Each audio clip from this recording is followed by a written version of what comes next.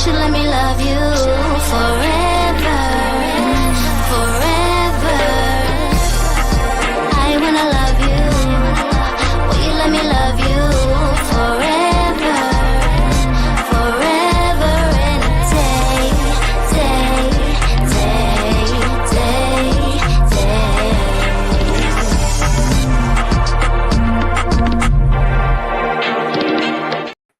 Hello, happy Friday. Welcome to TMW Online, the Melanated Way. I'm Linda, that is Abby. We are covering all things 90 days because we love 90 days.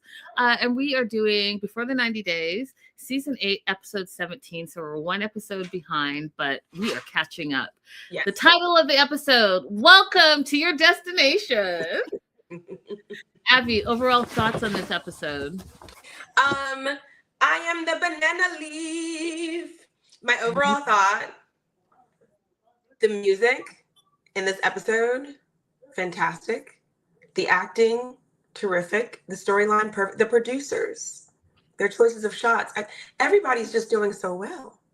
Listen, they said, we're getting close to the tell-all. Let us pack it all in. Let us be as shady as possible. And I was all for it. Everything you just said, the acting, the music, the drama.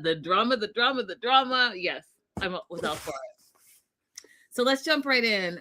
Joshua and Elise and Chris. Yeah, I said it that way because it's a throuple at this point. So it's the next day after the big fallout, and Joshua is telling Chris about the fight and the display that Elise did the prior night. But instead of saying, hey, this is what happened, he told Chris that Nat and Elise got into it. I'm sorry.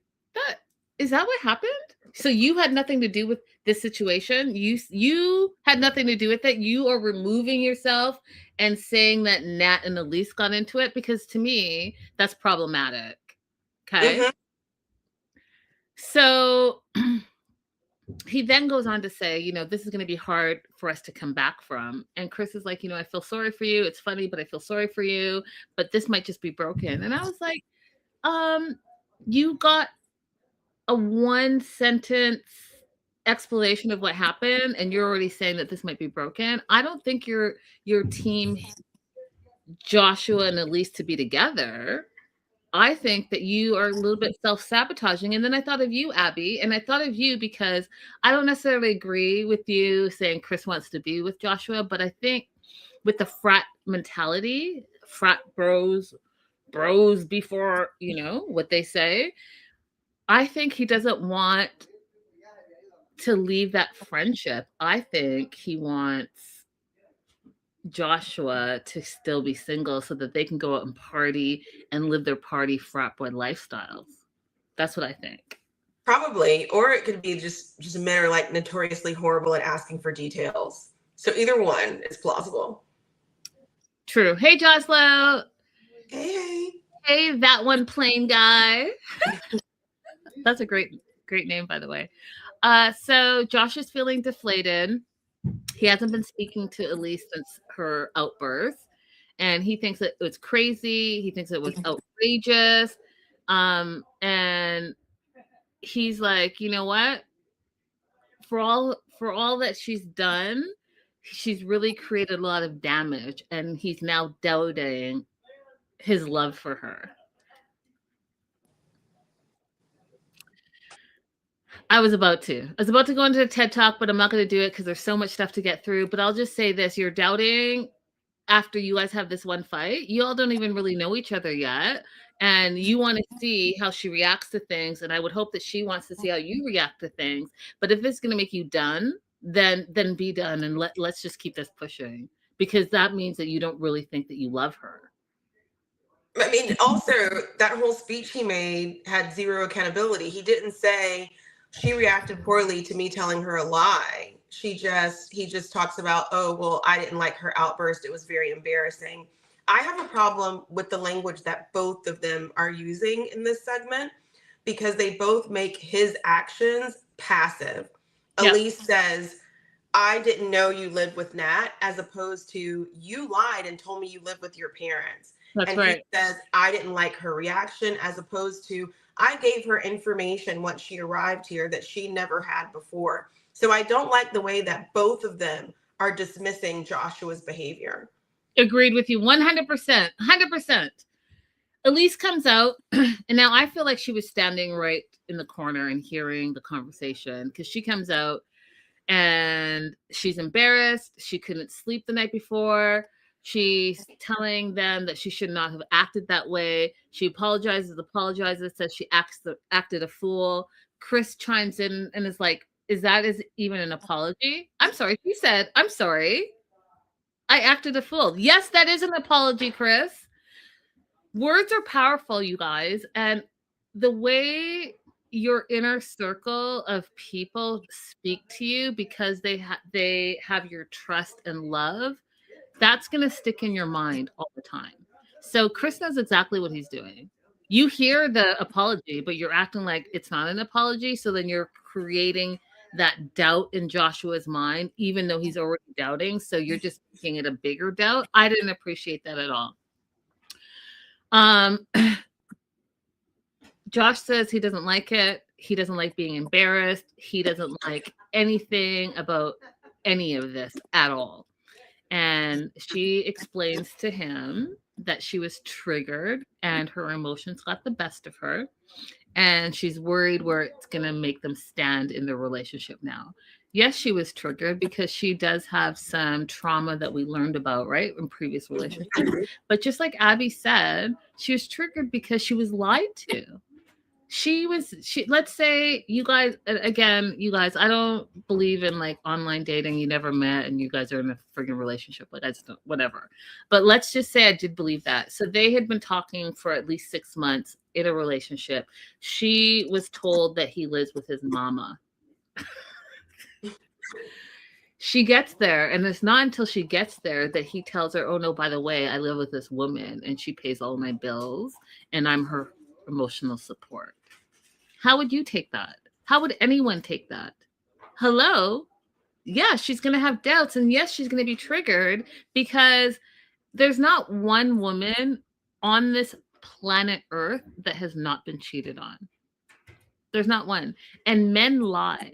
So then if you combine the lying and the cheating, yeah, you might get triggered. And every woman is different. So they're going to react differently to being triggered by the lying, cheating men.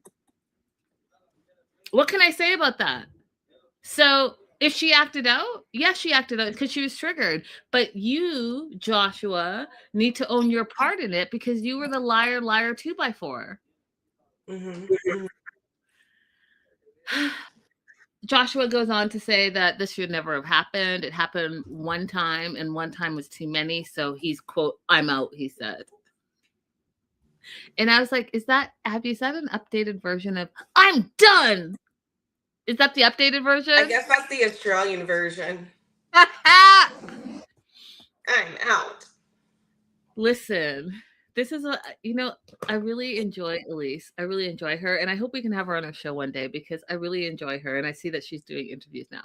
But I just like her personality because there are some guys that will say things to get a reaction out of you. And she doesn't react to things that she just doesn't want to react to. So when he's like, I'm out, she's like, well, I'm sorry. Are we still going to the zoo?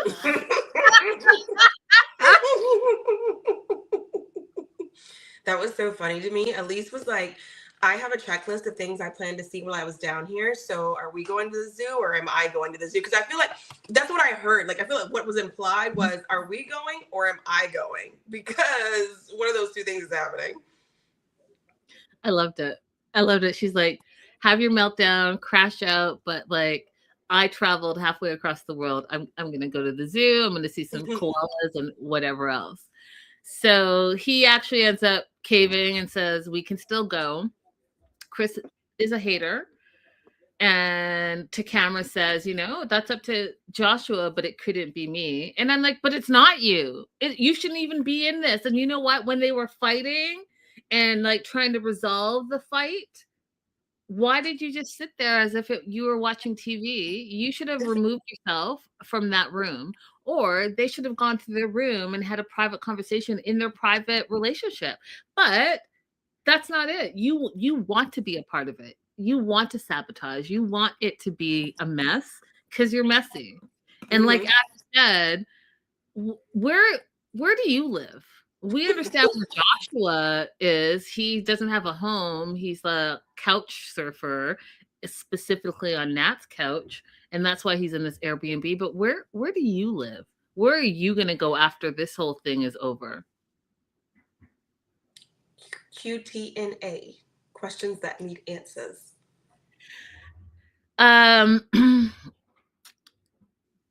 Elise says that she still stands by her point being that she doesn't understand the relationship between Nat and Joshua and why he lives there, bill free, and she takes care of him financially. But she feels like her delivery could have been better, but her point is the same. And I felt a little disappointed because I think she should have stood 10 toes deep in her decision to make it a public stance, because I needed her to know that, like Abby said in our previous show, she's not the crazy one. And when every female in that bar agreed with her, that reassurance is what she needed. She Mhm. needed that because these two fools are gaslighting her in a crazy sugar mama, this woman wants your man situation. And so I would have, if I was her, I would have just stood in my behavior. What do you think, Abby? Hey, Radella. I was sad that she said that, but it wasn't unpredictable for me because we have unfortunately seen that she will rationalize and talk herself into staying with someone who's not treating her as well as they should because she wants so very badly to be in a relationship. So for someone that has, at least, 60 or 70% of the qualities that she's looking for, I bet she went into that room and instead of feeling empowered, she probably began to let all the doubts creep in. And what if I'm single for the rest of my life and I'm already 32 and I want to have kids? And like all of that probably compressed down in on her into, oh my God, what did I just do? So Yep. I wasn't surprised, a little sad for her and women in general, because it's a situation that we've seen our friends go through, a situation that maybe we have also been in, where we know logically this person is not deserving of me, but it's just kind of like, if I'm not with somebody, then who am I? Yeah. Yep. And then when she went on to say that she wants to quote unquote win him back, you guys, you already know, as females, you guys are the prize. You don't have to win anything over. Like, you could literally, and she's beautiful. You could walk out anywhere and meet any dude anytime if that's your preference and that's what you wanted to do. Literally. Right? It's amazing to me how we just take on so much stuff to be in a relationship. Why should you have to win him back? He's the one that lied to you. He lied to you. He lied to you. And he's letting a woman financially support him. How in any, if you want, okay, I'm trying not to go on a TED Talk, but if you want a traditional relationship and the man is the provider and the man is the head of the household, the man, then yeah, you're going to have some problems with him allowing a female to financially support him while he does what? This is a grown-ass man. He has a kid that he doesn't see very often, by his own words. He doesn't have a place. His job is on the rock. So like, what are you winning back exactly? Like, explain that to me, because I just don't really get why it's like, oh, the women, I made a mistake. I got angry. Now I have to win him back. No, fool. This fool lied to you. He made the mistake. Let him win you back. Okay, I'm done. Josh is still mad at her. They're at the zoo. They saw the cute koalas, which I love, the dingoes, the giraffes, the whole thing. And the funny thing that I thought was hilarious to me is that he's mad, but she's still being a girly girl, and he is holding her LV bag. Love it. So he goes on to say that, I told you how much I care about you and how I love you, and you just embarrassed me. Nat is my friend and you're my girl, but you embarrassed all of us. So I'm not sure if I can be with you. And then that same breath, he said, but I'm falling in love with you. But now I'm hesitating. And if I was her, I would have said, well, I'm hesitating too because you lied to my face and you've been lying to my face. First of all, if anyone wants to hesitate, it should be Elise. One, you lied about where you live. You're a 40-something. You ain't got a place to live. You are letting a woman financially support you. You're her emotional support. Your job is not secure. Your kid moved away for a better life. Your words, not mine. Mm-hmm. You barely see him saying that it's an hour and a half flight, like an hour and a half is far. Mm-hmm. You know what? Some people in LA travel one way for work, hour and a half sitting in traffic. So like hour and a half, how much are they even charging for an hour and a half flight? People go to Vegas from LA for like $50. So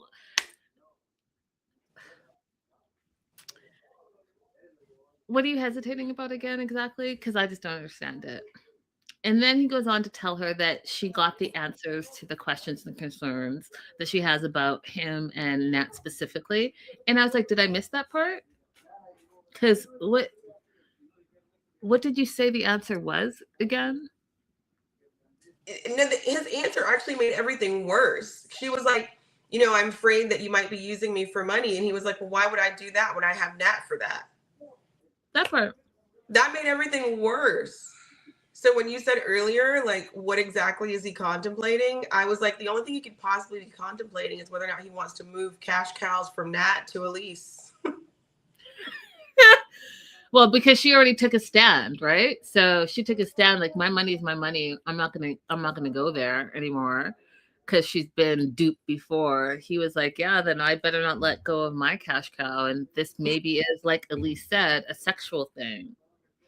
I don't know. Elise is scared that she almost lost him and is now doubting herself and thinking that she is projecting her past traumas onto him. And she's not wrong. I'm sure she has to deal with her past traumas. But I do think that he needs to own up to his place and part in this fight. Do you see what I'm saying? Mm-hmm.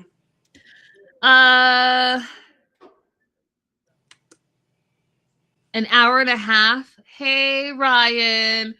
Ryan says exactly. An hour and a half is the running time of your average movie. Facts, right? You can't, right? You can't hop over, watch one movie and be there. Make it make sense.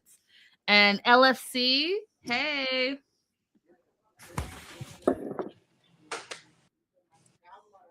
So in order to make it up to Joshua, Elise has planned a romantic getaway, and we see a lot of that this season where they're on vacay, but they take a mini vacay within their vacay. And so they're going to Blue Mountains for a 2-night stay at an Airbnb. It's like this huge house. It's a different side of Australia, which I appreciated seeing because I do think Australia is beaches and sand and beaches and sand. But this is more hiking and waterfalls. And she remembered that he kept mentioning it and that he's never been there. And when I tell you that it's the little things that people remember when you say them or talk about them, that's what you will win all the brownie points. That's how she won him back, because she planned it on her own. She remembered he liked it, remembered that he had not been there, and boom, now he's going. So they take an hour drive, and she just wants to unplug and have those two have alone time, which, if you think about it, Abby, they haven't really had that. Yes, they've gone on dates by themselves, but they haven't had alone time 100% because they have Chris as a roommate. Correct. Right. So I think that was a good move for her. So she's cooking for him. I laughed at this part that made me like, I had to pause it for like 20 minutes because laughing. Because she said, Kate, y'all, you're sitting wherever you're sitting. Maybe you're at home. I'm at my house. Okay. I'm in my apartment. Maybe you have a house. Maybe you have an apartment. You have a studio, whatever. She said that she has never used her kitchen in her house. I died of laughter because like you don't make coffee in your house. You don't fry a quick egg up real quick. You don't do a protein shake. You don't like open your fridge and pull out like, I don't know, some fruits and make a fruit salad. You've never used your kitchen? Abby. She reminds me of this girl I used to know who used her oven for shoe storage. She also never used her kitchen. But in Miami, you have so many delivery food services. And I mean, I don't know exactly what part of Miami she lives in, but she probably, I would imagine she could walk out and get a coffee and some pastries anywhere. But when you're single, sometimes, depending on where you're living, it's more cost effective to get everything than it is to buy groceries and cook. That's what I've been told. Like, I've always had a kid that's here in the house, so I can get groceries and somebody's going to eat them. But to actually cook for one person or to buy vegetables and fruits for one person, I think some of them feel like that's a hassle. But also, Elise doesn't seem to care about food the way that you or I do. You know, like, have you ever met someone who like their jam really is like music or pottery? Like they don't get the same kind of enjoyment that we get from food.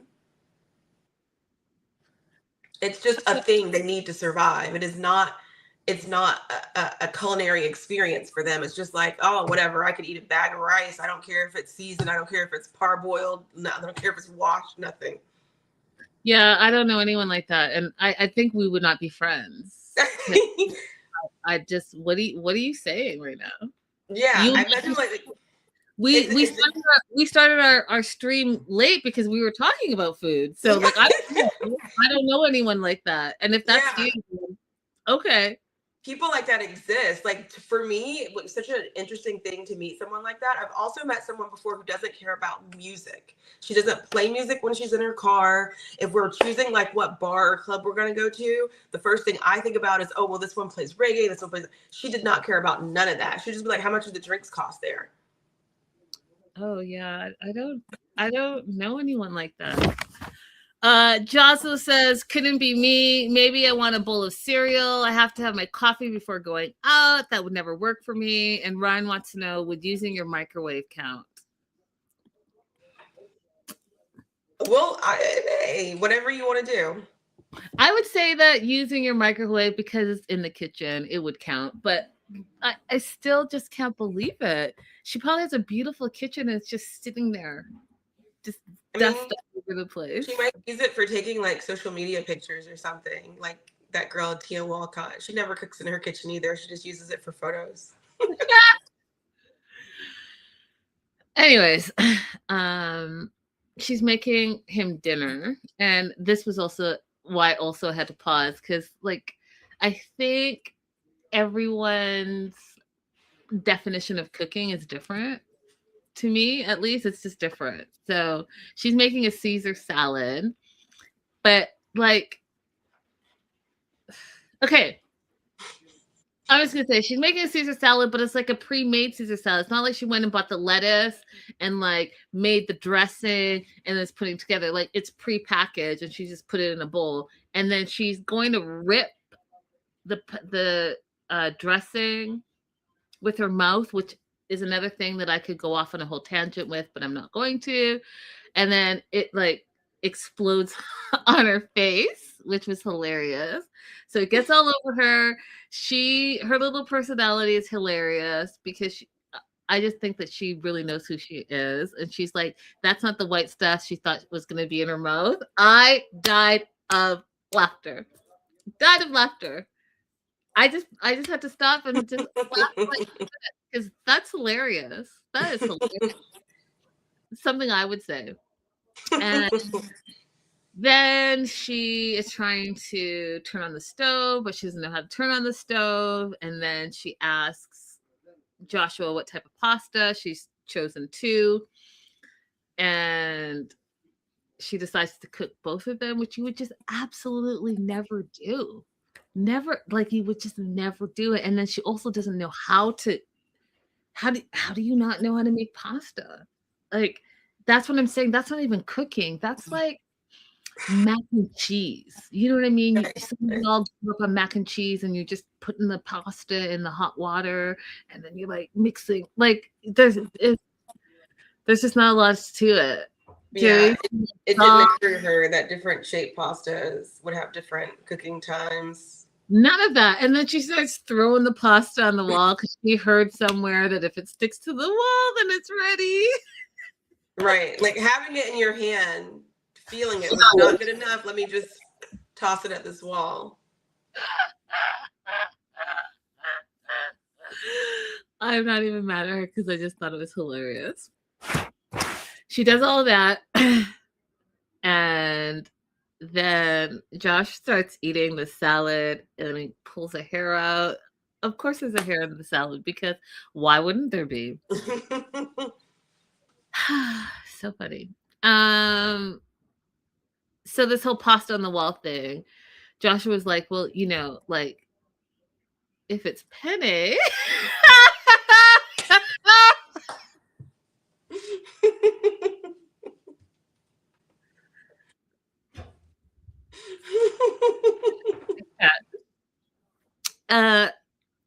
Suffice to say, the food was terrible, but he had so much fun just watching her trying to cook, and says that not only does she keep him on his toes, and this is like the most fun he's had making dinner, but he doesn't like to be stagnant in a relationship, so he enjoys all of this, which I want him to remember. Right. I want him to remember you're having so much fun and she's providing the entertainment. And I got to tell you guys, oftentimes women, we are the entertainment. You think you missed that full? No.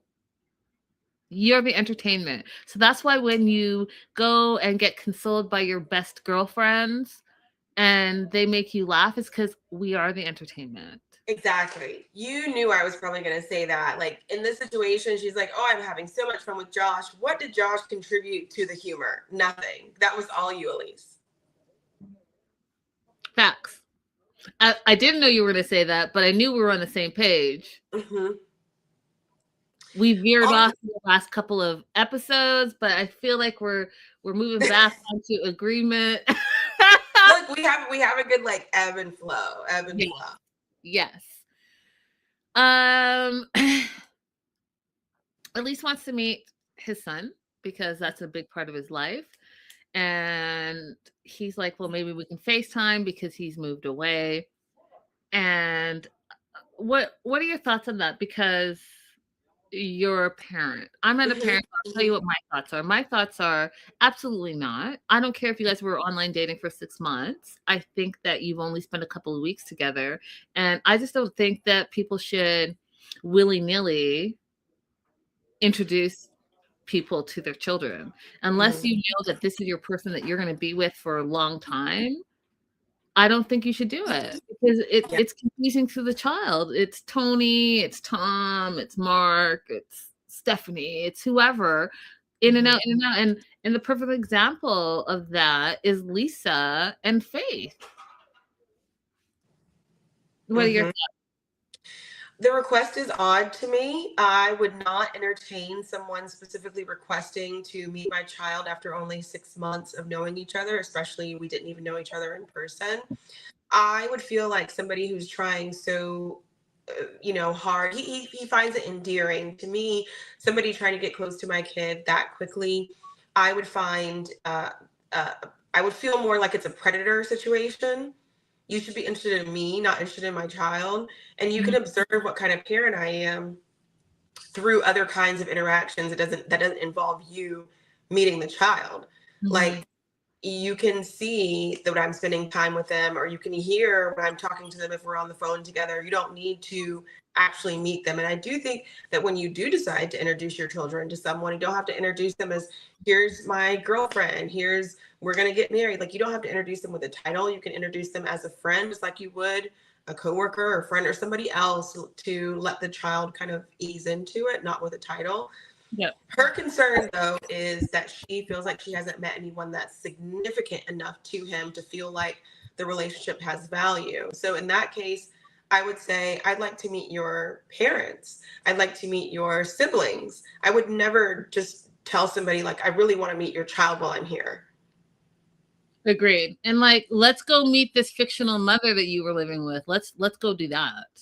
Joslo says, absolutely not. He doesn't even know her yet. And Ryan says, he just met her for the first time, and unless he's marrying her, she doesn't need to meet his kid. I think we're all on the same page with this. Yeah, there's just way too many predators in the world, you guys. We're getting stories all the time about the things that people unfortunately do to other people's children. And the only way you can avoid that is to know that person for significantly longer. I mean, like, obviously bad things happen if you know them for longer, but most certainly not a short period of time. Yeah, agreed 100%. Do you want to add anything before I move on? He does do a whole soliloquy about loving his kid, missing his kid, and doesn't get to see him as much as he wants to, and he feels guilty, blah, blah, blah. But I just was like, if you wanted to make it happen, you'd make it happen. If Exactly. you need to get an Airbnb, and then you can have money to friggin' go on these boats and have these parties, you can take an hour and a half flight and make it happen. Exactly. Like, if it was really important to you, you'd ask Nat for the money and she would give it to you to go see your kid. And you know she would. That's just simply not on your radar. But I do want to say one more thing. We have an Australian guy who was in the comments saying that I need to understand that American culture is not everybody's culture. In Australian culture, it is possible to have a friendship like the one between Nat and Joshua. And to that, I say, poo, poo, poo. He shouldn't have lied about it then. I remember I saw that comment, and sometimes, you guys, it's so early in the morning. I need to have my coffee because I will go off on a tangent, as you guys will see in the comments, and I'll say what I really, really mean and want to say with no filter. And I know that the internet is forever, so I read it and then I'm like, let me go have a coffee. For you, like, do you even watch the show? Do you watch the show? He literally said that that's a sugar mama. He literally said that. So shut up. Okay. BeerCon and Laura. Thoughts on their segment?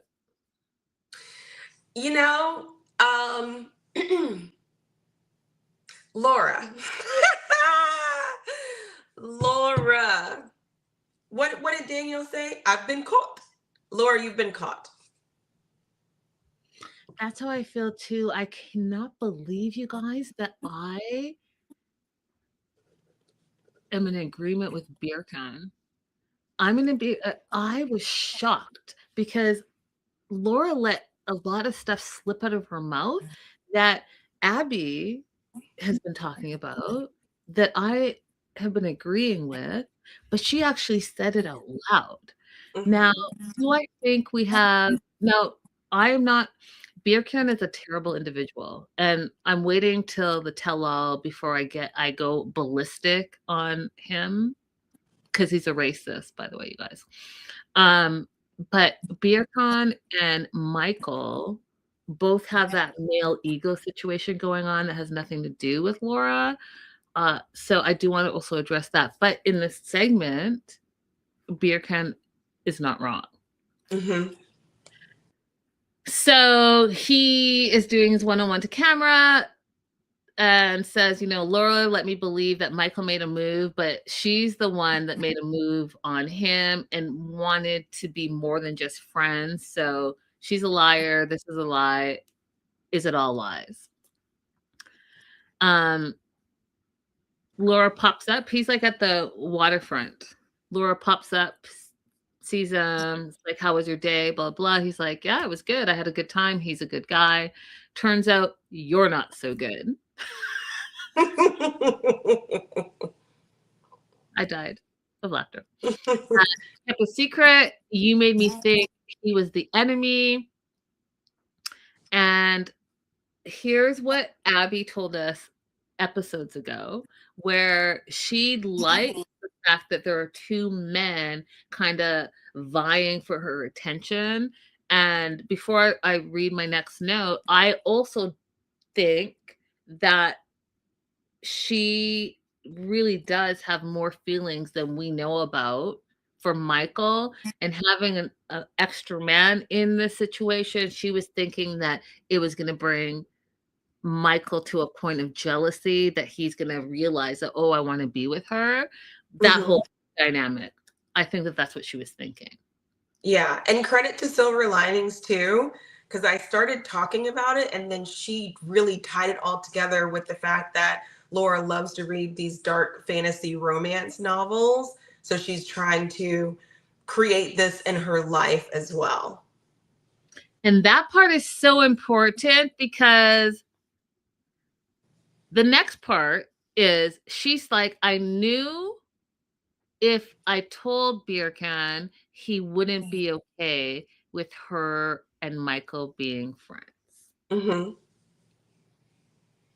So you purposely didn't tell him, because you do actually have feelings for him, and you made a move on him, and you didn't want him to know that you have all these feelings, because you are trying to play the two off each other so that it's feeding whatever need it is that you need to be loved. And whoever this dark romance, the villain and the love of your life, battling for your love, that whole friggin' romance novel life, that's what you're looking for. That's what you're trying to create.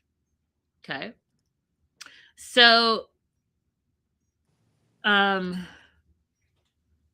doesn't trust her now, and says, you tried to kiss him, means you had feelings for him, you wanted something and couldn't have it. Absolutely true. Because how often do you, as a female, make a move on a guy first and then get rejected? Because that's a whole thing, right? And then now he's still in your life and you kept it a secret. He's still in your life because you still want to be with him. Because Abby,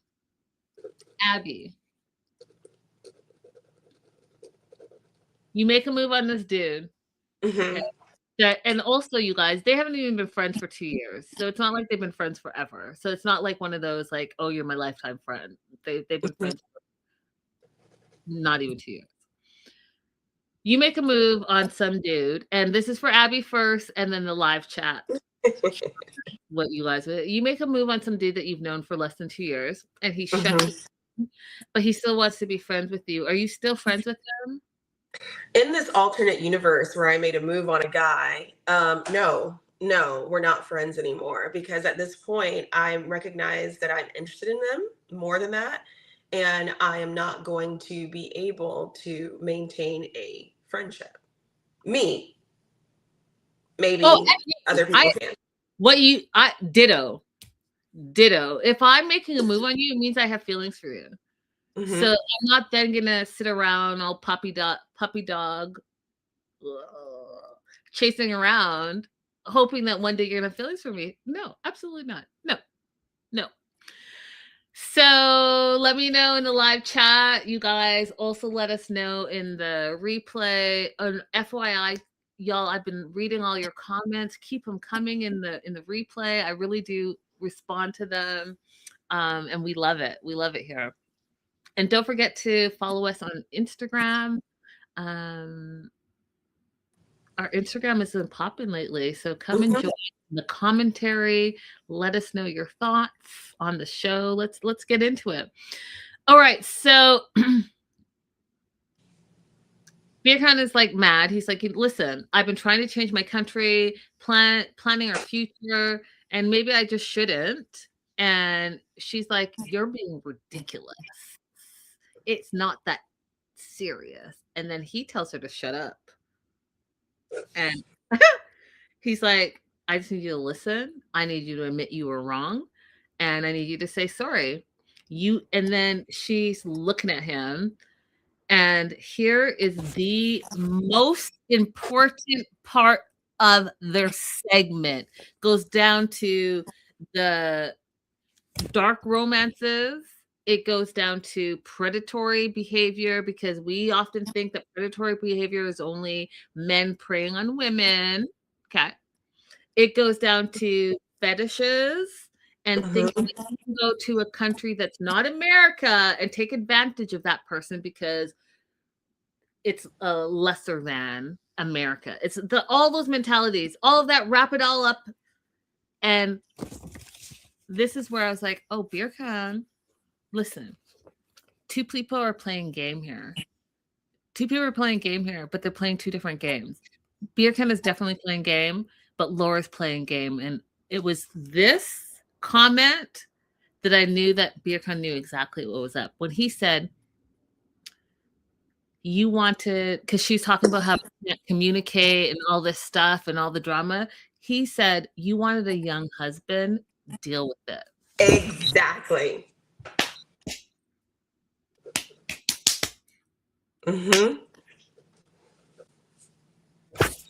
Birkan's 26. Just let's not forget that. He's 26. He knows that this, we talk about passport bros. I don't know what the equivalent for women is, but it is Lisa, Laura, Angela, all these women are doing the exact same thing. They know exactly what they're going for and what they expect. And then they get it all twisted when they're young men that are foreign are running game on them too. Yeah, this was like whenever you're in an argument with somebody and they don't respond to the insult, like the insult was, oh, you don't have good communication skills. He didn't respond to the insult. He didn't say, no, I communicate perfectly. My English is great. Nothing like that. He went for her core of who her being is. You wanted a younger husband.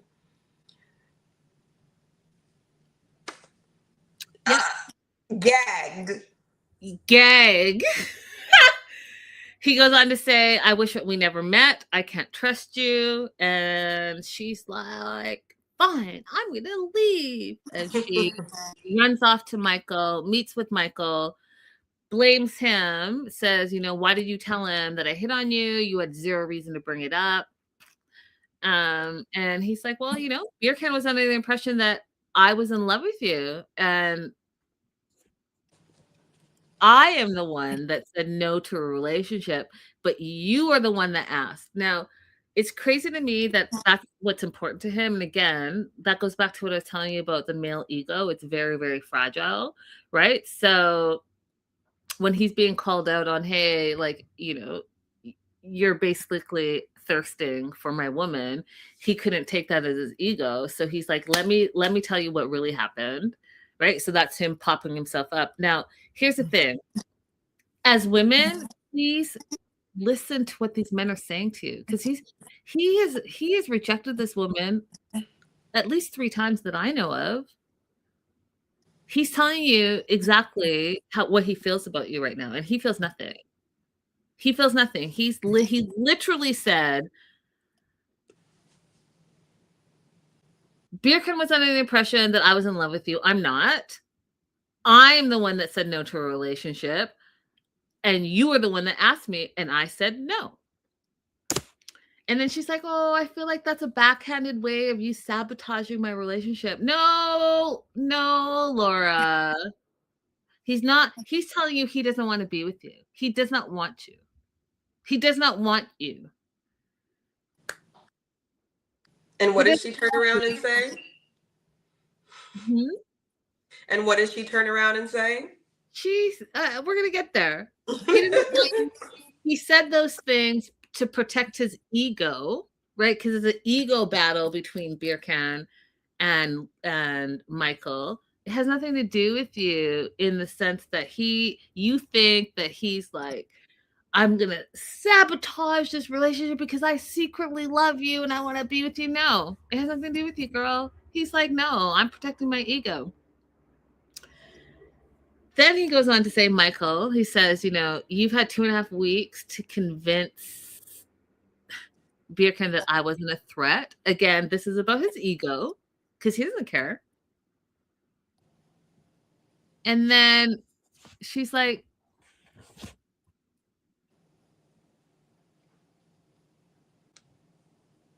okay, I'm going to pull it back. So you tried to convince him, or you couldn't convince him that I wasn't a threat.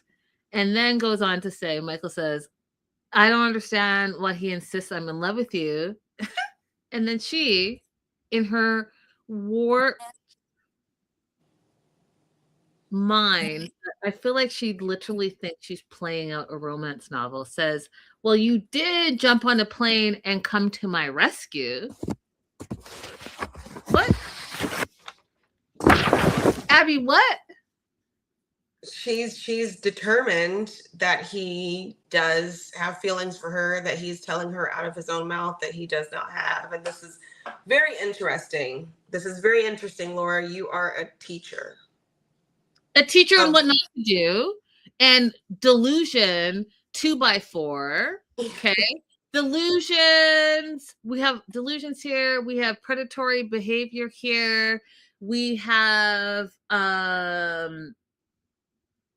I don't know what the equivalent, I keep saying, passport bro, passport girl behavior here. We have a bunch of stuff that's happening that you're not taking any responsibility for. And then you're going to go on to be like, well, you came to rescue me. Are you on drugs? Mm-hmm. What?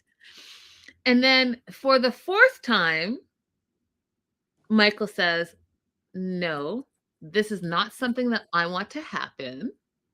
We're friends. And then puts 2 hands out as in to block her. I don't want to be more.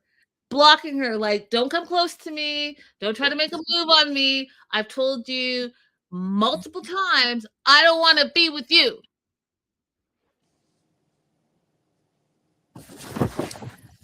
Ryan said it's called Passport Sis. Thanks, Ryan. That's what we'll be calling it from now on. She's a passport sis. Hey, passport sis sounds so benign, doesn't it? I want a word that has more, like, I want to just say predator. Just call them all passport predators. That's what they are. Let's do it, because that is, gender neutral. I don't want to be with you, he says. And then she has the audacity to say that she doesn't believe that Michael doesn't have any romantic feelings for her. She doesn't believe that Michael is not interested in her at all. And then, you guys, my note literally says, what? Like, what delusional world are you living in? This fool rejected you to your face at least a dozen times. Mm-hmm. We saw her beg him at the beginning of the season, if you want me, just say something. And he said nothing. Before I go to Turkey, let me know. Is there a possibility for anything between us? He said no. Now, at the time, I misinterpreted his seeming to have some like visual emotion there. But at this point, he's made it clear, I don't want you. I don't want you. She doesn't believe it. Then goes on to say that Birkan is the person she, quote, needs in her life. And I guess I keep telling you guys that words are powerful. And why do you feel like you need this 26-year-old in your life? Why do you need him? Like, 26-year-old unemployed homeless man. And thank you for saying that, because here's what happens. Michael says relationships are more important than arguments. So just say you're sorry, because that's what he was asking you for and you still didn't do it. So she calls Birkan, wants to talk. He says, no, not today. We need space. And I was confused. I was confused. Ladies, okay? And I feel like I'm living in this weird, like, a lot of things are not making sense to me, and I'm like, it can't be me. Like, it just cannot be me. He wants space. So then she says, should I not come back to the apartment that she's paying for? And then he says no. And then she says that she's going to go and get a room that she's also going to pay for. I had to pause because I was laughing. But absolutely. I'm paying for an Airbnb for your homeless butt, and you're going to stay there and I'm going to go? Look, Dear God really finessed that because it wouldn't be me. He really finessed that one. He was like, I am manifesting a night in this apartment alone. Probably got him some snacks, watched some TV. Becca said, let me tell you, I would have kicked that kid out of my Airbnb so quick. And Ryan said she let the freeloader stay in the Airbnb she's paying for. Absolutely not. Couldn't do it. It couldn't be me. You need space? Then go space somewhere when you can. Because I'm coming back to the Airbnb, and if you don't want me to be there, I don't know what to tell you. Y'all, too much for me. Too much. You want to add anything else? No, we're good on them. He also says that Laura is putting Beer Can up on a pedestal and putting him in charge. A very weird pedestal. You guys, Joshua and Beer Can both have questionable finances, questionable abilities to survive and thrive on their own. You would never have a girlfriend like this. You would never associate yourself with a woman who didn't have their life together. So why are you allowing men to be in your lives who are like this? Okay, now I'm done for real. It absolutely not.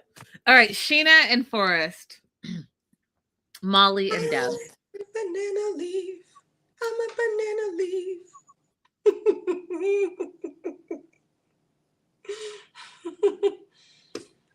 Overall thoughts on their segment?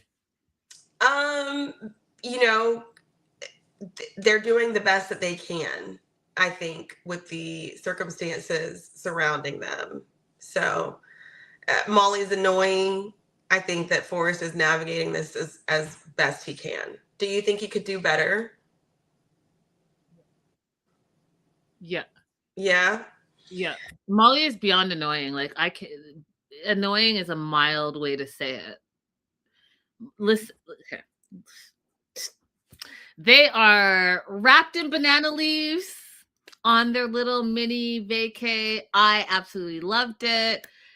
They're told it's good for their skin. I want to do it. I want to go to the Philippines and wrap myself in banana leaves.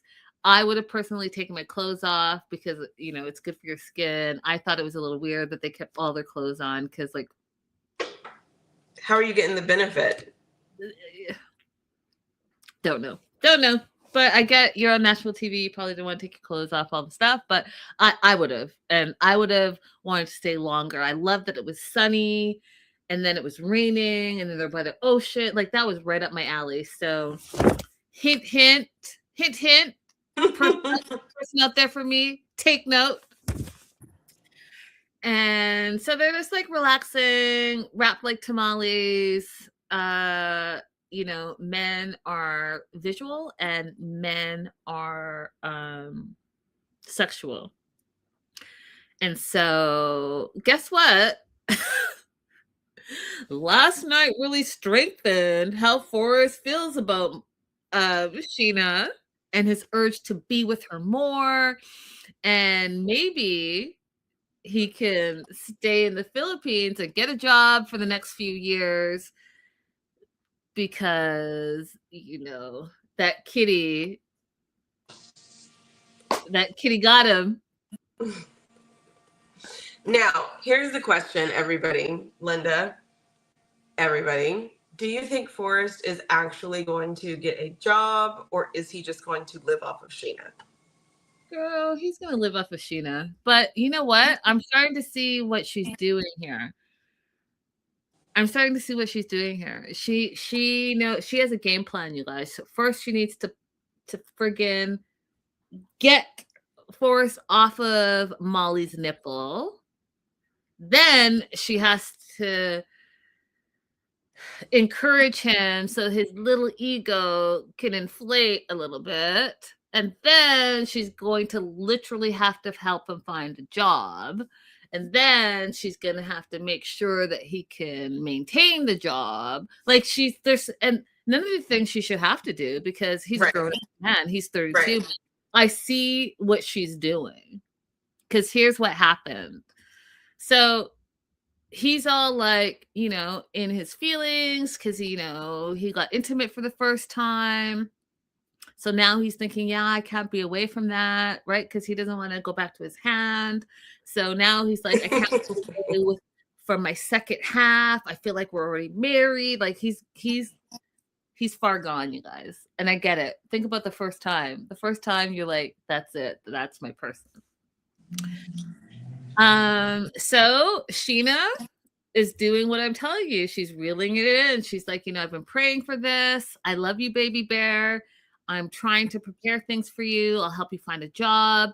And if you can't find a job, I'll get a better job and take care of you. Absolutely not. That's what she said, though. But absolutely not. What we're not doing is allowing Forrest to be a scrub. Okay, we're not doing that. But Forrest is agreeing with her. He thinks that staying in the Philippines is the best option because he gets to be with her faster. And hear me when I say this, because I know what she's doing. She's always encouraging him to be his best self. Feels like you're my wife now, and I don't want to be away from my second half. Now, everything I just said to you, replay it when I told you what her game plan is. That's exactly what's happening here. Okay. He is feeling good about himself. He is getting intimate time. Okay. He's finally thinking like, oh, maybe I am a real boy.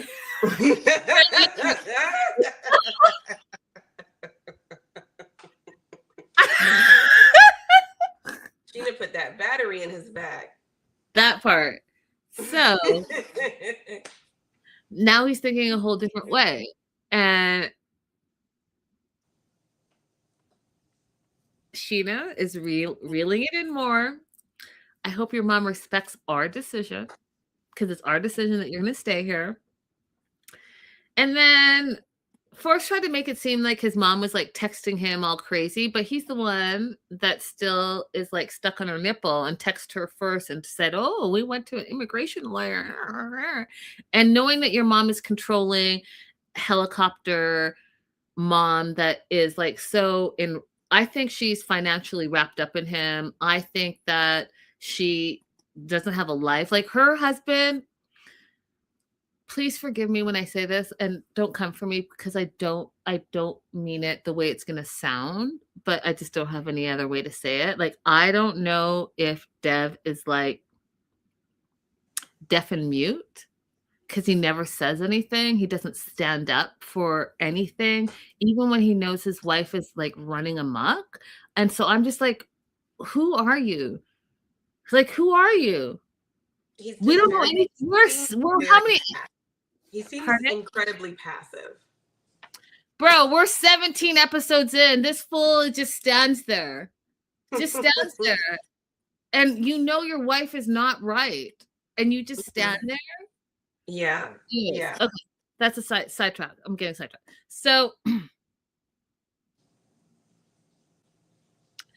Forrest knows that his mom is controlling, but he also doesn't want to disappoint her. And that's the part where I felt was like really sad because he knows what his mom is doing, but he doesn't know any different. And you know, Abby has said this multiple times. Not everyone is meant to be a parent. And when you have a kid, that kid is not there to make you a better person. That kid is not there to heal your wounds. That kid is not there for you to vicariously live through them. Like I could go on and on and on. And I see that Forrest sees, like, you know, your mom is controlling you, but he actually doesn't know any different. And so now when he has this fiance that is pouring into him and saying good things and saying, hey, you could stand up on your own 2 feet and you could be a man and you could do it without your mom, he's conflicted, right? Because he keeps saying that his mom is like always been his backbone, yeah, it's because she doesn't want you to have your own life. Right. What is it called? It's Manchester by Munchausen's by proxy. By proxy. You know, when you see some parents who are that and they make their kids sick so that it's all about them and their kid and how they care for. Like, I'm not saying that this is what it is, but there's some weird, like, your son is 32 years old, closer to 40 than 20. And you are so intertwined with him and you don't want him to make any decisions by himself. And I'm going to prove my point a little bit later on. So, so he knows that his mom is controlling, but she also knows that Molly is trying to sabotage their relationship, even though they're only on this trip because of her. She pays for everything. She's paid for the food, their room and board, everything they do. They were at the restaurant. Those fools didn't go inside until until Sheena and Forrest showed up because they were not trying to pay for anything in the restaurant, you guys. Yep. I'm friggin' disgusted by them. I thought that too. Oh, didn't go inside. So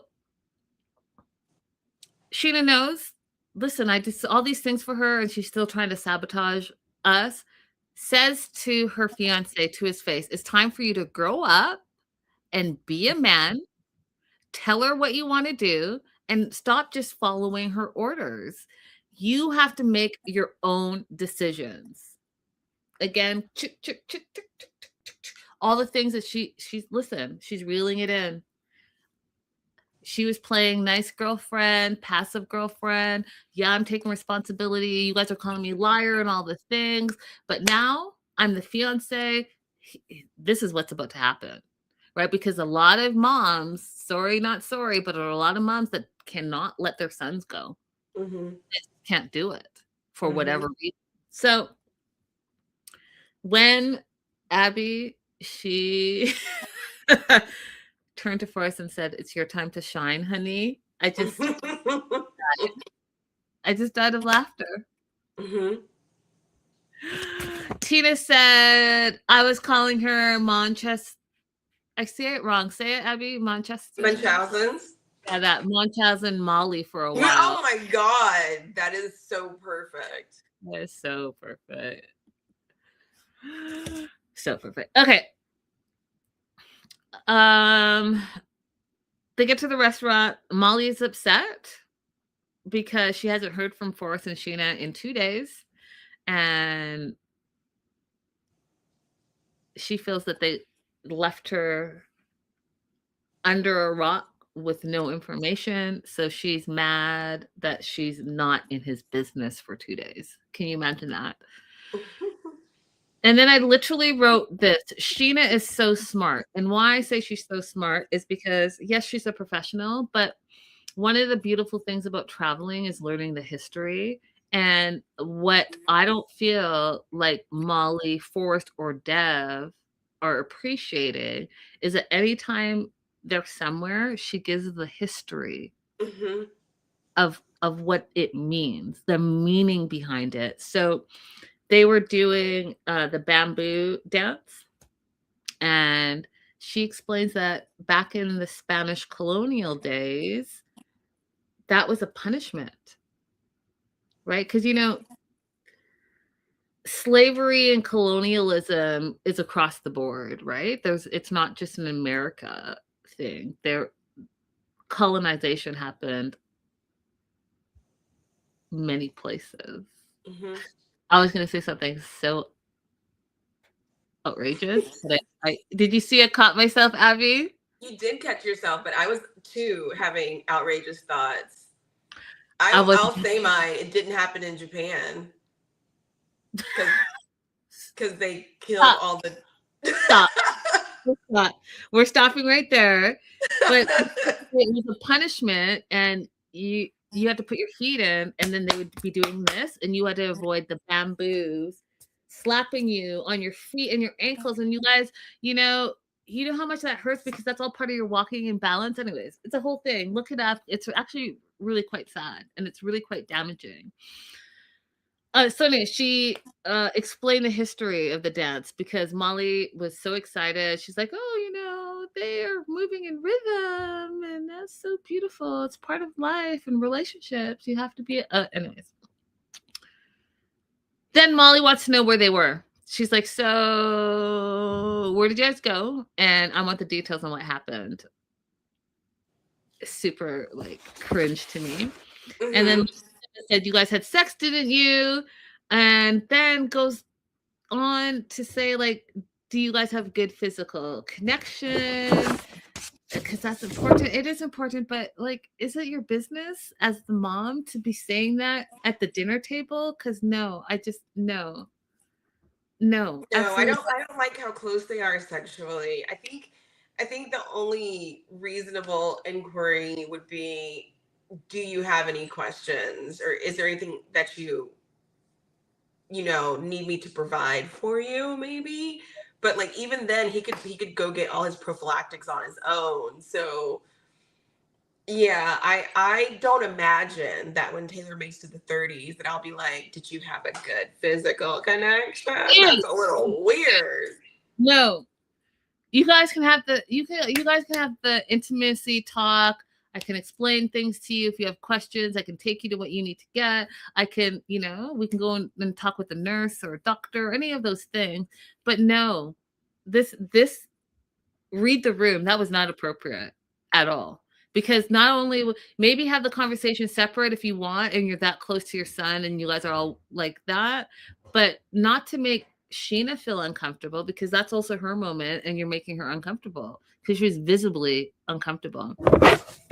Molly wants to know what the plans are to get Sheena, who she thinks is going to be her cash dog in America. So what's the plan to get her to America? Because, now I have two of you that are going to support me and Dev that does nothing either.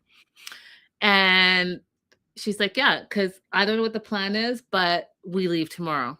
And this is where Forrest tells his mom that they've decided that he's living in the Philippines. He's tired of being alone. He didn't expect to be there long term, but he wants to be with his second half. And then Sheena said, "This is our choice." And the disrespect that Molly showed Sheena, over the top. Like, she needed to be punched in the mouth. Because she said, she turns and points to her. You know how like the red pills like to do that? It's very disrespectful. Very disrespectful. And said, "What S just came out of your mouth?" And then goes on, "What happened to the pros and cons of this relationship? You're not ready." She's freaking out, you guys. And my belief is she's freaking out because that's her cash cow. Okay. That's also, even though she's married, in her mind, she's also in some weird relationship with her son. I said what I said because it's too weird. You were like totally up on him all the time. Even when he came back after 2 days having a romantic relationship with his fiance, and you're all like in his hair like he's 10. Like, no. Absolutely not. Sheena goes on to say, you need to trust your son once in a while and allow him to make his own decisions. And she freaks out and says, "I trust him. I just don't trust you." And that's when she walked out, as she should, because Molly was being disrespectful. Mm-hmm. What do you want to add? Molly has never apologized for all the disrespectful things that she said and did when they arrived in the Philippines. So this is really a continuation of Molly being disrespectful and being given grace by Sheena that she really doesn't deserve. I hope that if they're going to stay together, because they do seem to, really get along with each other and feel a lot of love for each other. So if they're going to stay together, I really hope that Molly is able to change her ways, because Sheena shouldn't have to endure this kind of abuse from her mother-in-law. Absolutely. And Becca says, especially after Sheena had already expressed that it made her uncomfortable. Fact. Exactly, Becca. Moving on to Trisha and Rick, unfortunately. Hey, Gemini. Okay. Gemini, I 111. It's a Gemini season. We are defrosting. Oh, God. You've got like Taurus and, just Taurus to go through, right? I said we are defrosting. I didn't say it was not Taurus season. I said Geminis are defrosting. All right. I should feel better about Geminis. But I will say one tiny thing that will sound like I'm defending Rick, but I'm not. This is just an acknowledgement of something that I also was not aware of. But then everything else I'm going to say is pro Trisha. Even though she said to us in the very beginning that in her culture, having a baby is very important, I accepted her at her word, but I did not realize until these conversations with Uncle and Dad exactly how important it was. I trusted her that she wanted a baby and it was important, but I did not know that it was so strict and severe of a requirement. So I understand when Rick thought that, I didn't know that it was so important to her, because I know a lot of people are saying, like, why didn't he get it? She said it was important. But until like the multiple conversations about it, I too didn't know how ingrained it was.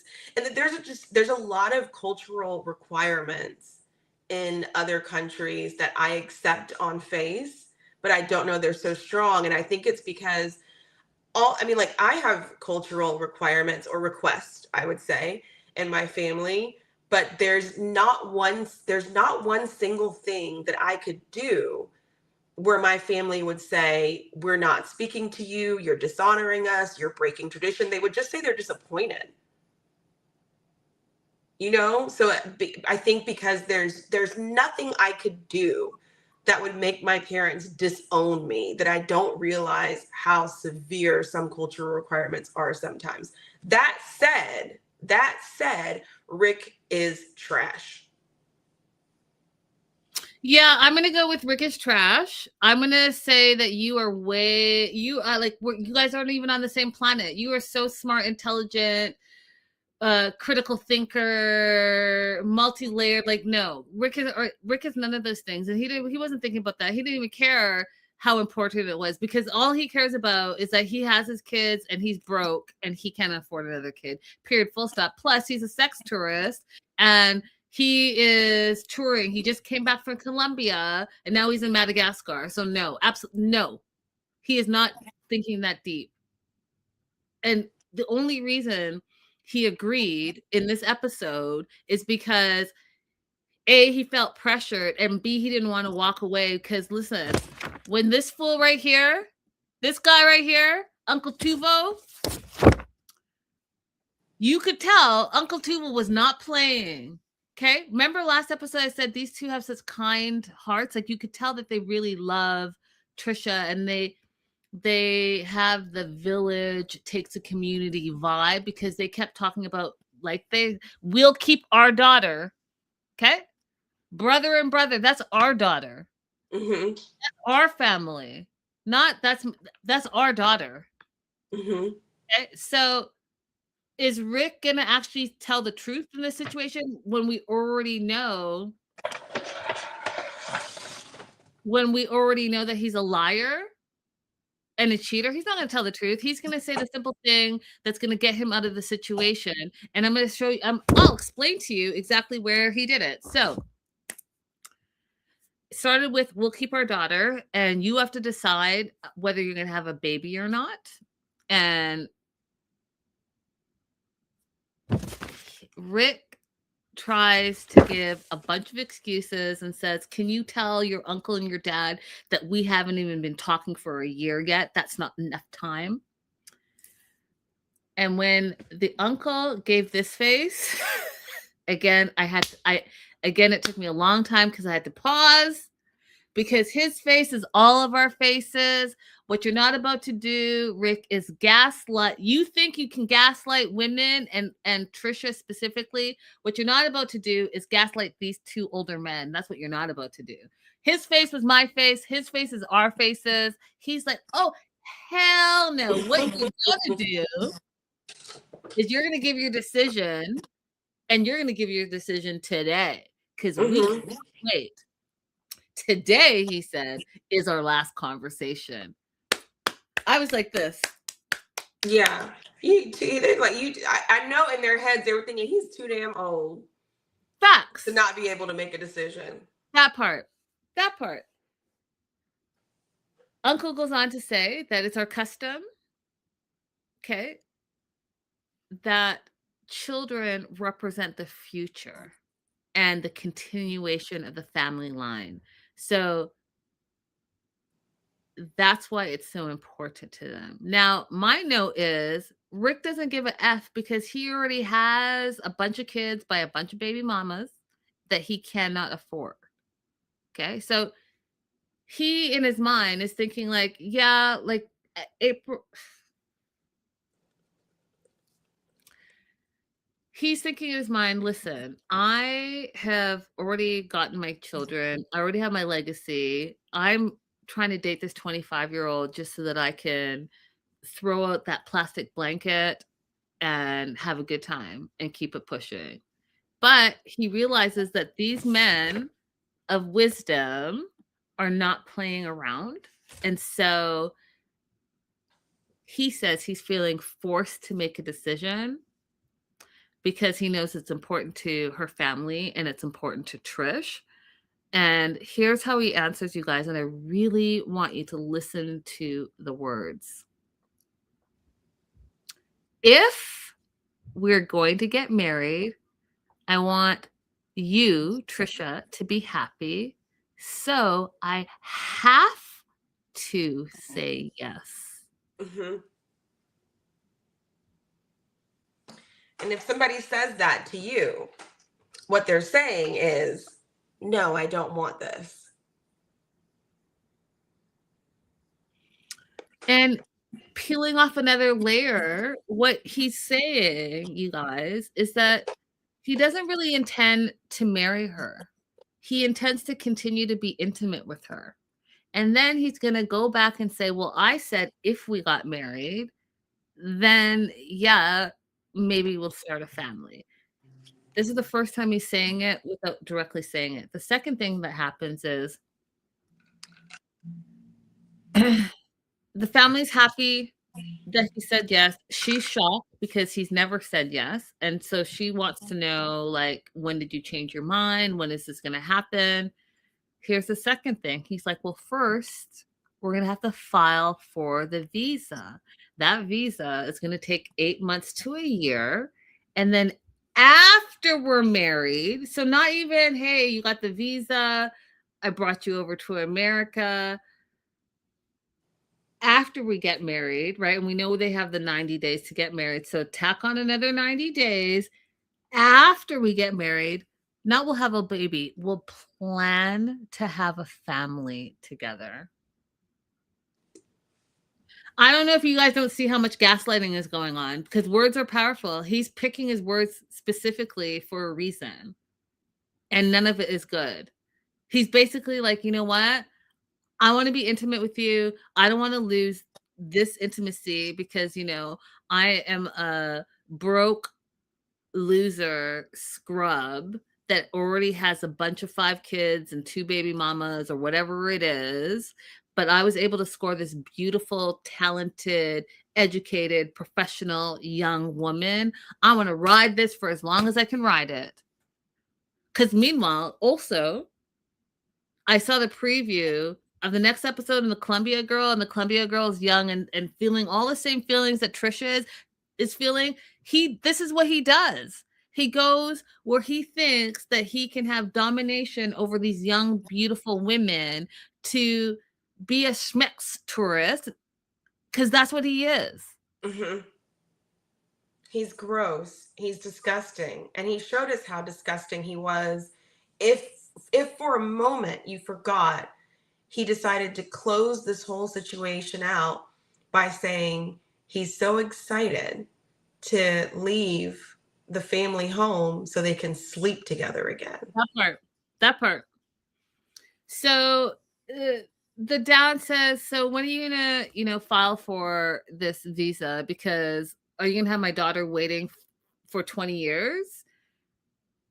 Like, how long before she's waiting and she doesn't have a kid and you guys haven't gotten married?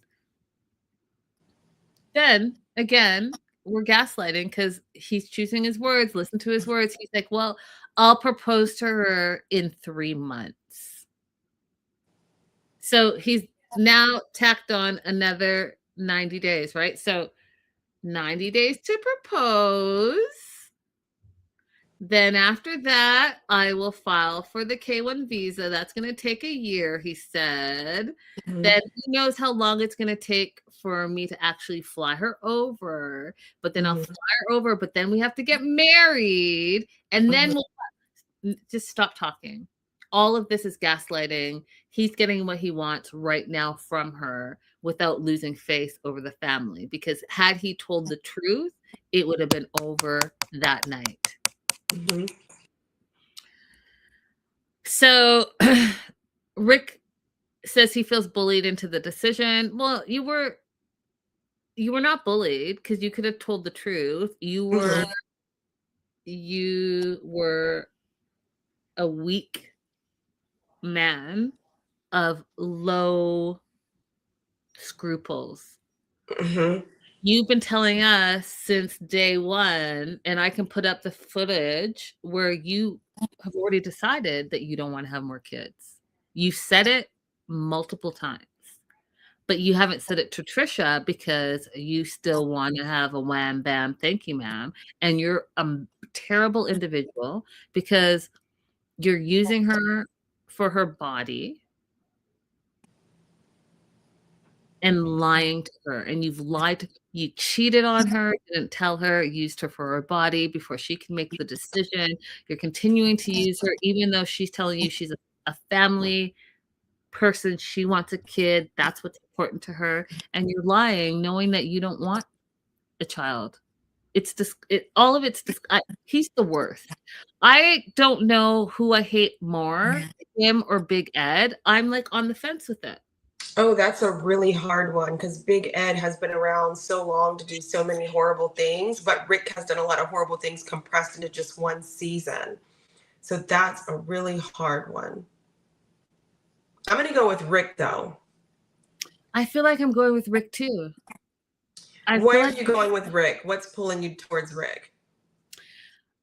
Because I feel like Rick is a real predator. And he lies so smoothly. It's like he's already calculated in his mind how he's going to get past things.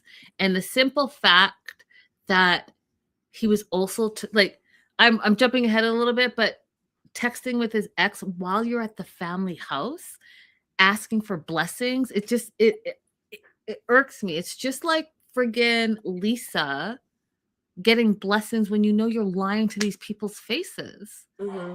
It's terrible. I'm going to go with Rick because I think there were situations with Ed in the past where he just didn't know himself. That's not an excuse, but he wasn't affirmatively lying, let's say, right? However, Rick knows that he is affirmatively lying to Trish, and this is not his first rodeo. His wife that he had with his two youngest children is also someone that he sponsored in a K1 visa that he sought out to, to exploit her youth and exploit her naivety. How do you say somebody who's naive to? Yep. To the ways in which he was being predatorial. Yep. You know, he already did that with one woman. She came to the US, learned better, and left him.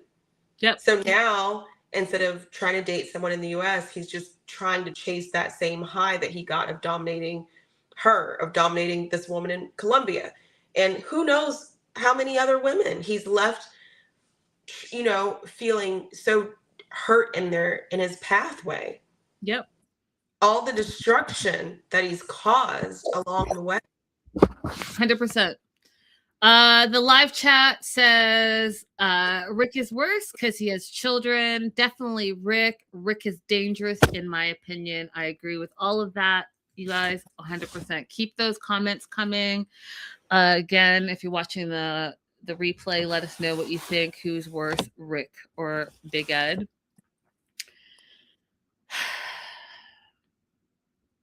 The dad announces to the entire family that Rick has accepted having children. Therefore, he's gotten the blessing to move forward with Trisha. And this is literally what my note says. Rick is ready to get back to his schmeck tourism because he says, although he had a great time at the family house, he's ready to go back and schmecks with Trisha. And I just was like disgusted by him. And the fact that he feels bullied into the decision, well, you're not bullied, Rick, and we just talked about it. You're broke and you really can't actually afford to have more kids because you don't take care of the kids that you already have. Mm-hmm. So again, just be real about who you are as a person and stop. You're 52 years old. This girl's 25, and the lies that are coming in your mouth just are absolutely disgusting to me. And it gets worse because the whole ride back to the airport, Trisha is asking, do you love me? Do you love me? Do you love me? They're at the airport. The flight's delayed by hours. She continues to ask, do you love me? And why is she asking? Because she sees his phone, says, give me your phone, finds out that the whole time, the 2 days that they were at her dad's house, the family house, getting blessings, saying we're going to have a future together and get married, all the stuff that he was saying, he's texting with his ex-girlfriend from Colombia, saying that some of the most beautiful times of his life have been with her.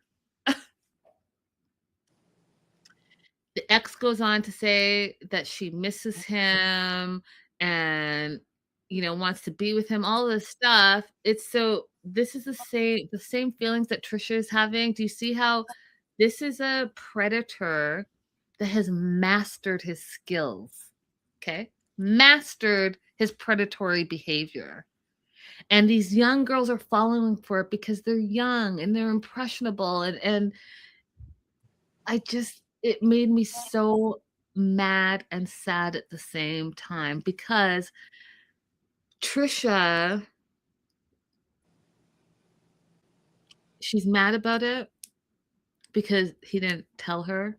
So, and obviously he still cares about his ex and he's playing game, running game, all the things. But she says that she still loves him. She still thinks about their future.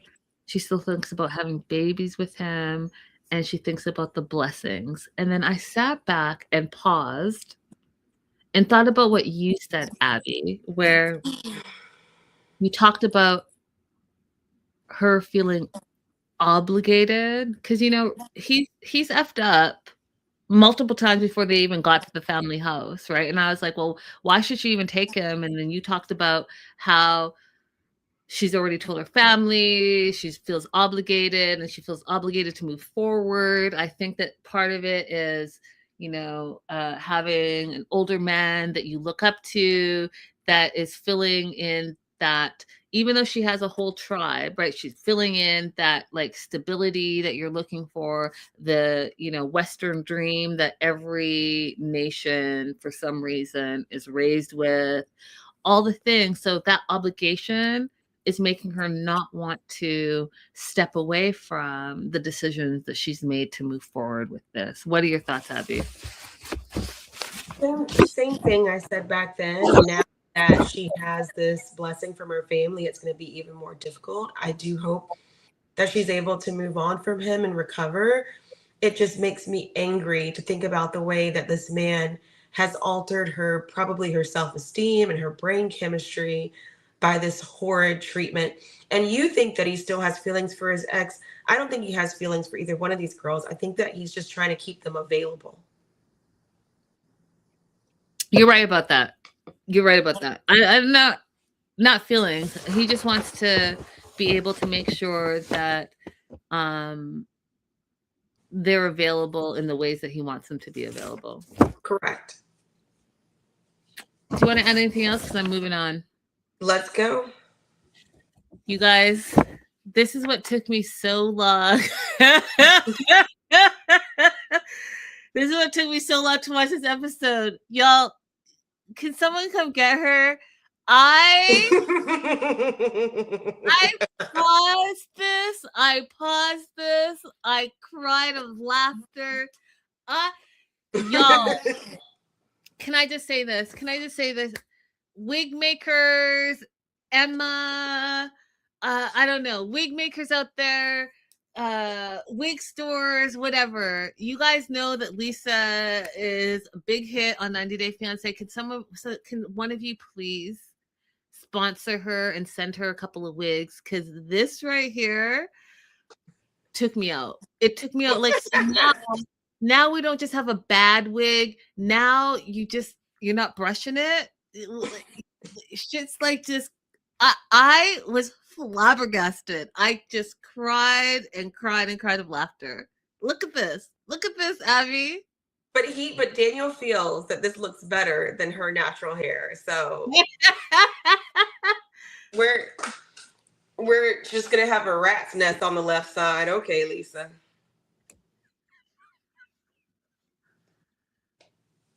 Okay. Please, someone go. Just please, someone help her, please. Just please, okay? They want to have. He allegedly wants to have more intimate time before she goes because today's her last. Like, she's leaving this day, and because she also is a Schmeck's tourist, she said that he didn't fulfill all her needs because she needed the other thing. Is that the way I could say it? Oral minus the smacks. Just say he wanted oral. Okay, yeah. I think Can we say that? I think so. Okay, so she wanted, yeah, that. And she wanted to know why he's been putting it off. And then this grown man who, again, you guys, like, I wish we could, I should just do like, I should do seminars. Anyways, this grown man said he's never tried it before. He doesn't know how to do it. That is the sign of a selfish lover. If you're a grown man and you've never reciprocated what you expect to happen to you on a regular basis, then you are a selfish man. And that intimate time cannot be great for her. It's obviously just good for you. And that's only what you care about. How are you this grown and you don't know how to do it? I know that there's internet in the whole world. And so you haven't even looked up how to do it. So again, this just shows me how selfish you are because you don't care to pleasure your partner. You just care about pleasuring yourself. that was a lie anyway.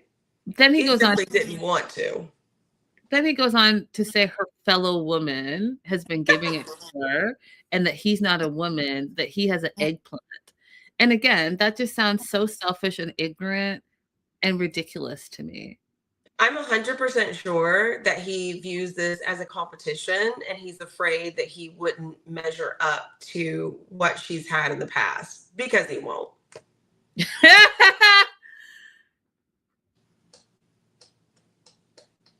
And I don't know if you caught the Freudian slip, but I sure did. So when he said, I give her what I have, I was like, that's exactly it. You give her what you want, and you don't want to Yes. give anything.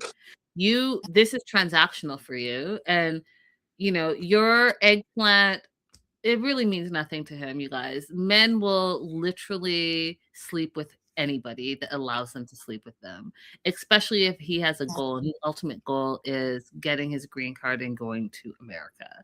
So if he has to close his eyes and flip it in, then that's what he's going to do. He doesn't care. He really doesn't.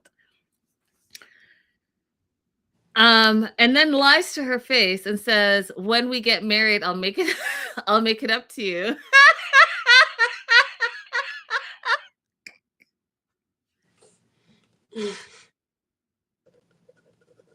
This fool's you ain't never getting what you want. You are He never, won't. not He ever. won't. He reminded me of, I think his name was Muhammad, but you have to tell me to be sure. And I think the woman's name was Laura. But do you remember the guy who refused to kiss the woman even at the wedding? He was like, "Oh, it's Ramadan. I can't kiss you." Oh, that was Muhammad. It was Muhammad. And then after they got married, she was upset because they were only intimate one time. And I feel like he knew they had to be intimate at least one time so she couldn't get an annulment. Mm-hmm. That's what this reminds me of. Yeah, and you're not far off, because Daniel wanted to get married before she left so that she could then go ahead and file his paperwork so that he could get to America quicker. And then Which is actually smart on his behalf, like, scammer aside, that is actually smart on his behalf, because coming in as a spouse is way better than coming in as a fiance, in my opinion. And you've shared that with us, but I just think he wanted to lock it down to make sure that she's going to do what she said she's going to do. Because he goes on to say, well, when you get back, you're going to go ahead and find out, how I can get to America. Not, hey, how are we going to get married and spend our lives together? You're going to get back and find out how I can get to America. Make inquiry. Then she's like, yeah, I have to get back to work. I have to hire an immigration lawyer. We have to figure out, and Abby, I'll let you speak on this, which is a better route for us, a K-1 visa or a spousal visa, meaning that we're going to get married in Nigeria. Which one is going to get you to America faster? I when people come to me and ask which one is better, I think the spousal visa is better, but they always ask the question in terms of which is faster, which I don't like answering, because the processing time may change from the time that you submit your application to the time that you move on to step 2 of the process. And then depending on how long the backup is at your specific consular office or your embassy in that country, that can also change. 1 month they may accept 10 interviews, the next month they may accept 50 interviews. Those things change so much that I don't think that time is the best way to make that decision. I think the best way to make the decision is, do you want to get married in the US or you want to get married in your home country? Do you have money to go visiting back and forth? Like, do you want your children to be able to be present at the wedding? Like, those kind of things are better to make the decision. And if all of those things are equal, I say spousal visa over fiance visa, no matter how long it takes, no matter the estimated time between, the fiance or spousal, because when you come in as a spouse, you come in with the ability to work, with the ability to get a driver's license. You come in better prepared to start living your life. And even in relationships that are great, if you come in on a K-1 and you're not able to work, you're not able to get around, it just makes it's a lot of strain on the relationship. Mm-hmm. So, like, imagine the best relationship that you can, like the best partner you've ever met in your life. They come in on a K-1, they're unable to begin adapting and living their life. They're dependent on you to get anywhere they want to go. They're dependent on you for money if they don't already have their savings. And it's a stress on the relationship that you could do without if you just come in as a spouse. Agreed. I have to read this because it is cracking me up. Jazza said, Emma can make the wigs, Rick can sell them, and Lisa can model them. They'll have a whole new 90-day spin-off, just like 90-Day Bad Boys. Just got to think of a name to call it. 90-day wigs. 90-day wigs. You know, we can get Angela and Miona on the show too. Well, you guys don't like Angela. I had a weird. Becca said, unbelievable. Unbelievable. You win, Becca. You win, Becca. You win. Oh my gosh. Unbelievable. Unbelievable. That is unbelievable. I know her head is sweaty.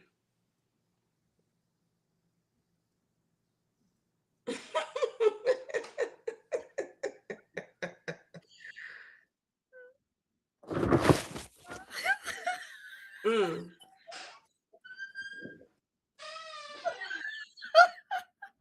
Okay. Okay. I had a weird dream, you guys. I'll tell you this while Linda's getting herself together. That Angela was on the tell-all. I had a weird dream that Angela shows up at the tell-all and starts yelling at Lisa. And I woke up like, why am I dreaming about 90 Day Fiance? Because it's all encompassing.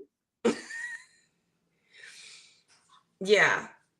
I don't care for Angela, but like in my dream, her yelling at Lisa was very satisfying.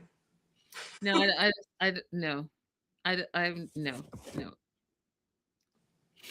I can't see her on the screens anymore. It's exhausting. Okay. I'm back. Okay. That was really, really funny. Okay. So Lisa's going to go back to America and figure out how she can get Daniel to America with her. Then tells him that she can't keep sending him money. Every penny has to go to getting him to America. So she can't send it anymore. He glosses right over that. Okay. He says okay, but glosses over and says, you know how hard it is to live in Nigeria. So, okay, I'll call and ask for assistance. Like, he was not trying to hear that. Sugar mama, and you are my benefactor and my sponsor to get me to America. So none of that's gonna. I have a certain lifestyle. He's decided. So I will continue to call you for money, and I know that you will continue to send it to me. That's literally, like Abby. He ignored everything she said. Yeah, and she'll do it. She'll borrow money. She'll take out credit. She'll do it because we already have learned that she's a bird brain. And this fool, you know what, Daniel, I appreciate the fact that you are being so honest about your scam and your plan. He literally says he's marrying her because she's getting him to America. He wants love, he says, but he doesn't say, I want love with her. He says he wants love, and he wants love in America. I know he's mad that his engagement at the airport did not turn into a marriage while she's there. That part. Do not deviate from providing for this man. That is what the friend said. Yes. So they're at the airport. She starts crying. They're saying their goodbyes. He's crying, but he's not crying for the same reason she's crying. He's crying. He's like, how did I not lock this down? How did I not get married so that I can like move this forward? And he literally says he's worried he won't see her again and get his visa. That's what he said.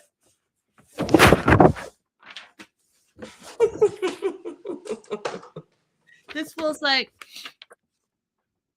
I've put up with all this for 3 weeks. I don't even like her. I don't want her outside in public without her wig on. Then I find out that she's what did they keep saying? She's She's with with her fellow woman. men. And then they had to go get cleansed and be yelled at and the goats and all this stuff. He's like, I invested too much. Like, I need to be on my way to America. I put 3 weeks in. That's why he's crying.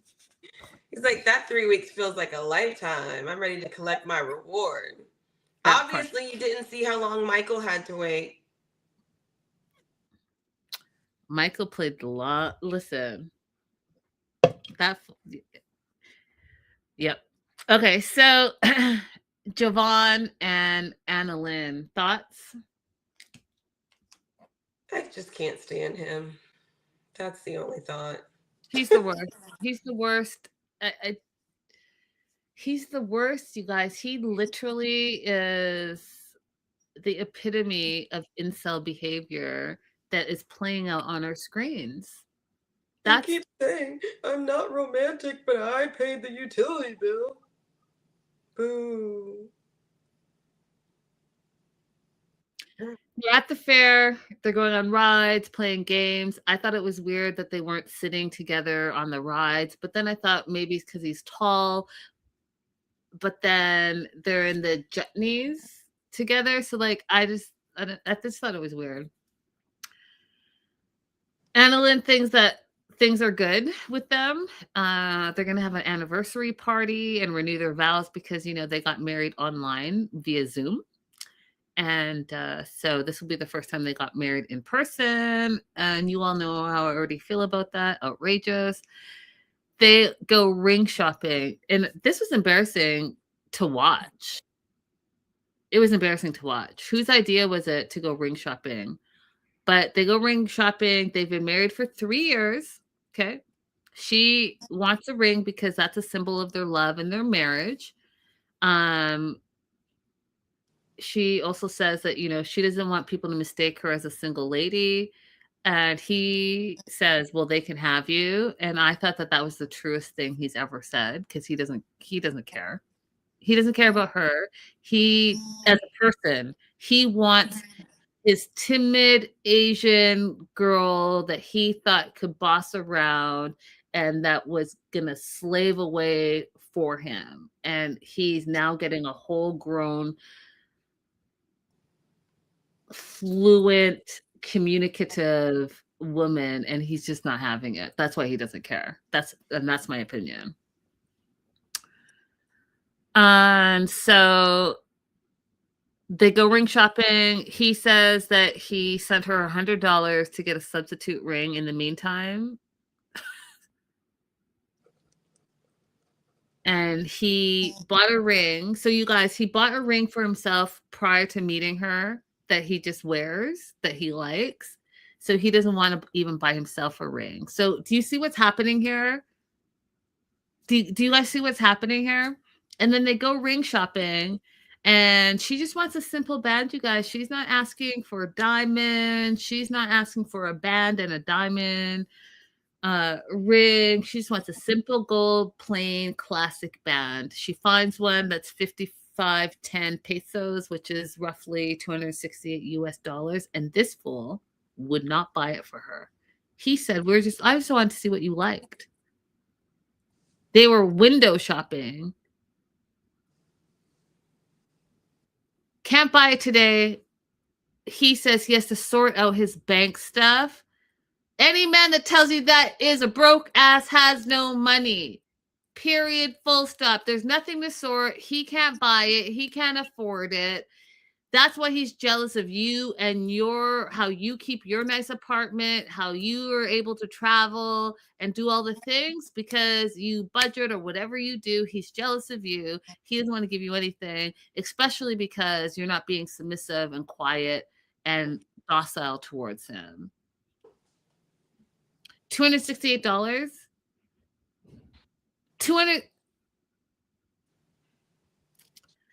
She asked him, why are we ring shopping if you were not going to buy it? That was embarrassing. It was 100%. I was embarrassed for you guys. I was embarrassed too. I was thinking maybe he didn't realize how much it was going to be, because 268 is sounds very cheap to me. But maybe he was thinking it was going to be like 100 because he only sent 100 for her last time, and so he wasn't prepared to pay that amount. But the way that he did it, was embarrassing, because you could be a lot smoother. You could just say, "Oh, let's look at a few more stores. Let's look at a few more places." Then when you get outside, tell her, "Oh, I was prepared to pay X amount today, so let me straighten some things out so we can get the one that you want." But instead, he just stood there looking constipated and having her embarrassed in front of those people. Yeah, I don't think he ever wanted to do anything for her. Live chat is basically saying that they don't believe he sends her $600 a month, and he enjoys embarrassing her. I think it was her idea. Hey, Michelle, Jovan is minimal effort all the time. That wraps up everything that the chat is saying. 100%. He's minimal to zero effort all the time. And the part that was upsetting to me is that, you know what? She's waited for him for 6 years.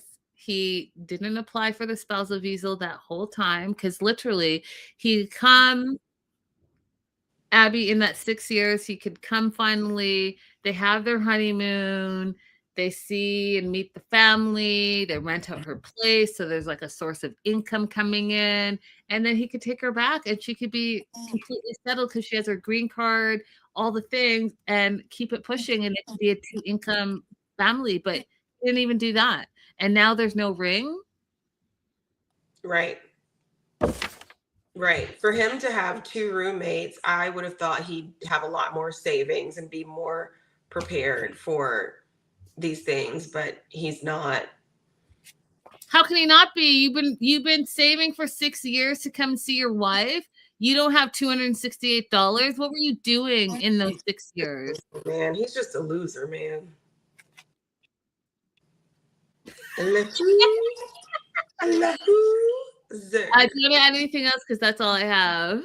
No, I didn't write anything else down for them, but you guys, ladies, we get treated better by our friends. We get treated better by our friends, don't we? Than these men. None of these men that we just talked about are treating these women better than their friends would. That's true. Let do things for your friends, and let your friends do things for you, because that's where you can find a lot of satisfaction in life. Let that be more important than a romantic relationship. Schedule time for your platonic relationships. Don't push them to the side every time you meet a man. Remember who was there for you when you're down and out. Who actually remembers your birthday? Who actually remembers, oh, that you got that promotion? Good job. Let's go to dinner. Celebrate who celebrates you. Then you won't be disappointed. And on that note, don't forget to like and subscribe. We are 1 episode behind, and we will be catching up sooner than later. And I'll meet you guys in the comments. And come on over to our social medias on Instagram and TikTok. There's a lot of chatter over there, you guys, and you don't want to miss out. Bye for now. Bye-bye. TTFN. Ta-ta for now.